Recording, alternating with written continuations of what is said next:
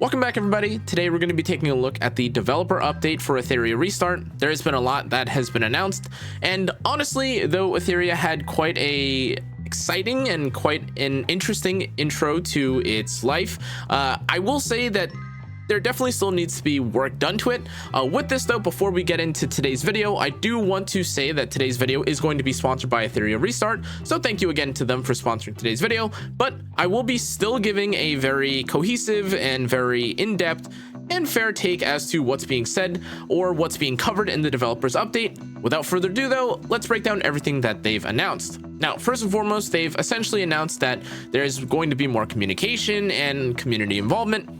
In all honesty though, this kind of seems basically like what they've already done. They have addressed or commented about things like the Revelation nerf or Revelation being super strong. They've actively made changes to certain bosses that were definitely complained about, that were too strong or a little bit too difficult to play around. In addition to this, they're obviously now, I guess, reinforcing the fact that they're going to be covering or being more communicative in that sense. But honestly, I kind of already thought that they were doing this.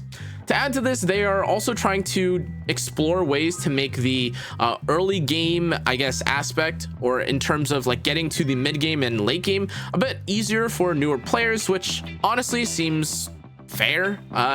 It does feel like a bit of a chore at the moment and a bit more difficult, especially if you're not familiar with team building games, specifically like Etheria. If you want to get to the later parts of the story or later end game modes. However, beyond just changing the difficulties, which they do speak kind of vaguely about here, however, they do obviously ask for feedback, they've also changed some things or given more specific details for content like Ember Trek, where they are trying to make it less cumbersome or less tedious. And honestly, the ability to now auto clear some of the levels under the normal difficulty. And in this, I would assume that they're referring to the fact that you won't have to do, or I would assume you wouldn't have to do the stages where you have to walk around. So all you would essentially have to do in a future update is basically just fight the floor boss, which honestly sounds pretty well needed, honestly, considering how many different Ember Treks we've now reset into.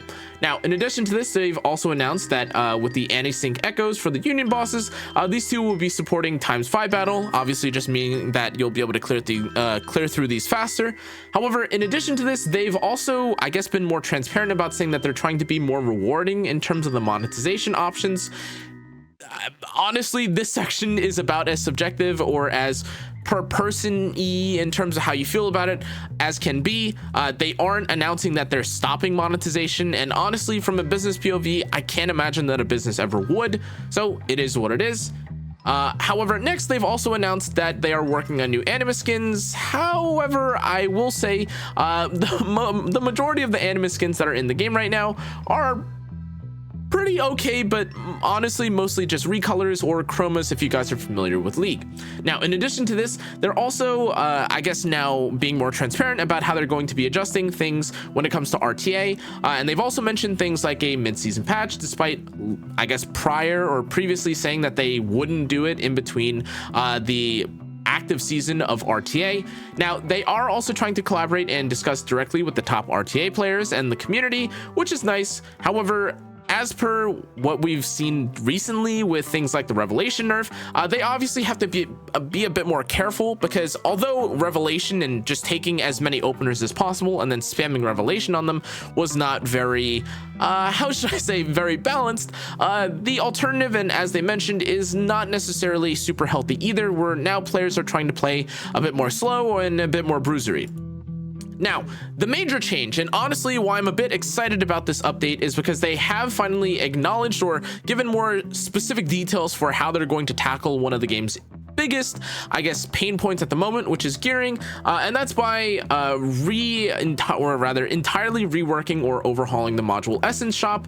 And in addition to this, they've essentially now provided a gear crafting system that allows you to choose a certain or I guess customize your modules with certain things like choosing the set, choosing the slot, choosing the overall just specific main stats alongside some substats in some cases. And obviously this is a system that you've probably seen from other gacha games, which is pretty huge, being truthful and honest. Now, I do also want to say that although these are extremely helpful for those of you that are just trying to get your first ever clear, it isn't clear at the moment whether or not we'll ever or in the future may be able to receive something like this within the Inferno level. However, I do want to point out that a lot of the struggle in some cases comes from certain content not being accessible or clearable, and although it's definitely more manageable with some of the new animuses, I do wonder if at some point it isn't kind of a pain point or a consideration that some of the Inferno pieces may be craftable. But obviously I understand that that would kind of defeat the purpose of Inferno. Just something to consider though. Now, aside from the module forge, which I do think is I would say a shift in the right direction, they also acknowledge that some of the content in the game is difficult to clear, as I previously mentioned. Now, I do want to say that just speaking off of what they're reading here or what they've stated here is actually a bit concerning and honestly kind of unusual for me, or unusual feeling, at least for myself, to specifically note or to specifically read off what they say. They say that, or they've stated that we know that Inferno Rengotsuku has been a wall for many of you and we're addressing it directly. Now, a new banner is coming that features a character specifically designed to help crush Rengo and other challenging PvE content. Each animus has been tested in various ways, specifically against Rengotsuku, and we found the content to be much easier. There will also be multiple strategies and synergies available with their kits. For example, try them out with a Lilium. Now, I don't know exactly what's going on with the animas, and truthfully, Rengotsuku may not even be an issue if you end up having the module forge, as I do know that there are some players that are able to clear him with characters like Lilium.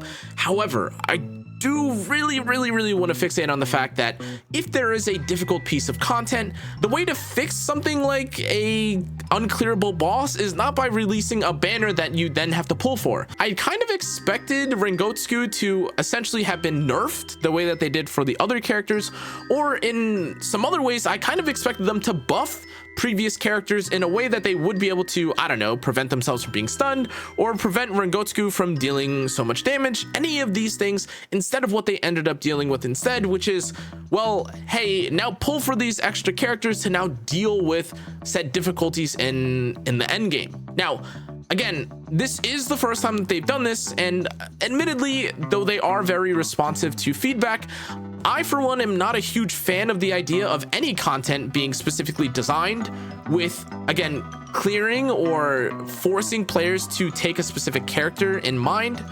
And with this, if I were to be a bit more critical of what's being shown here, I think that this is a terrible idea or a terrible direction to go down as opposed to most others, as again, in most cases, you're not really going to want to have to pull a specific character, especially if you end up taking it all the way to pity, or if you aren't able to use these characters for any other mode. Now, as I'm sure you guys have seen in 99.99% of the rest of the content, you are at, or in most cases, unable to get many SSR lattices, or you are struggling with resources to build up many characters. And with this, having a new character or potentially two new characters, depending on what this banner ends up being, is quite taxing and quite actually unappealing, especially with them having released characters like Yeli and now Lilium as of late. And in most cases, I would imagine that players are probably struggling a bit with their resources, with even characters like Fuchu being pretty decent and probably pulled by a decent player or a decent amount of the player base.